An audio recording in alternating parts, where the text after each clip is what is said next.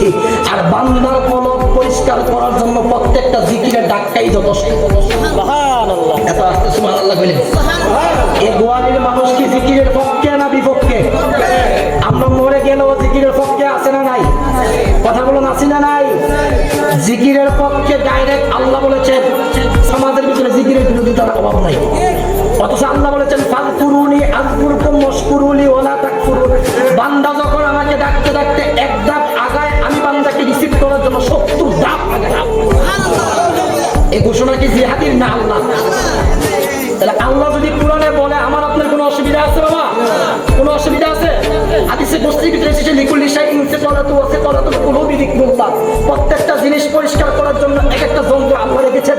সাহাবীরা প্রশ্ন করলো, ইয়া রাসূলুল্লাহ, নবী গো, মানুষের কাপড় ময়লা হলে কাপড় পরিষ্কার করার জন্য আল্লাহ সার্ফ এক্সেল রেখেছে, কিন্তু বান্দার কলব যখন ময়লা হয়ে যাবে ওই কলব কিভাবে পরিষ্কার করতে হবে? সাহাবীকে আমার রাসূল ডাক দেখো, ইয়া রাসূলুল্লাহ, ইয়া হাবিবাল্লাহ, নবী গো, আপনি যদি এই বিষয়টা একটু ক্লিয়ার করতেন। নবী আমার ডাক দেখো, হে সাহাবী, তোমার সামনে তুমি কি দেখতেছো? সাহাবী ডাক দেখো, ইয়া রাসূলুল্লাহ, আমার সামনে তো একটা মরা গাছ দেখতেছি। এবার সাহাবী, আমার নবী তো হচ্ছে বিজ্ঞানীদের বিজ্ঞানী, যার কাছে সকল সমস্যার সমাধান ছিল, ঠিক কিনা? এবার আমার সাহাবীকে নবীকে ডাক দিয়ে বলতেছে, সাহাবী, এই শুকনা গাছটার ভিতরে একটা জাকি দাও। আপনাদেরকে যদি জিজ্ঞাসা করি, তুফান আসলে যখন গাছের ভিতরে যখন বাতাস লাগে, শুকনা গাছের পাতাগুলো কি গাছে থাকে না জমিনে পড়ে যায়?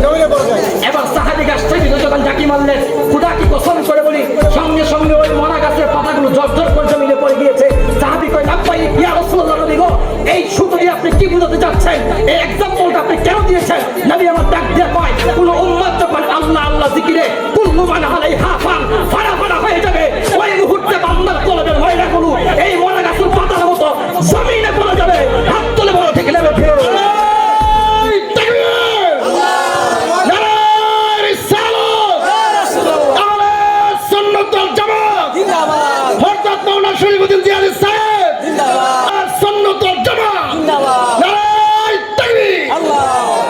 যারা জিকিরের বিরোধিতা করে তাদের কপাল কি ভালো না মন্দ? আবু জাহেলের গোষ্ঠী, এতে কোনো সন্দেহ আছে নাকি? আল্লাহ কয় ফাযকুরুনি আযকুরকুম ওয়াশকুরুলি ওয়ালা তাকফুরুন। বান্দারে তুই আমাকে একবার ডাকবি, আমি তোকে 70 বার তোকে ডাক দিয়ে রিসিভ করব। লিকুল্লি শাইইন সিকালাতু ওয়া সিকালাতুল কুলুবি যিকরুল্লাহ।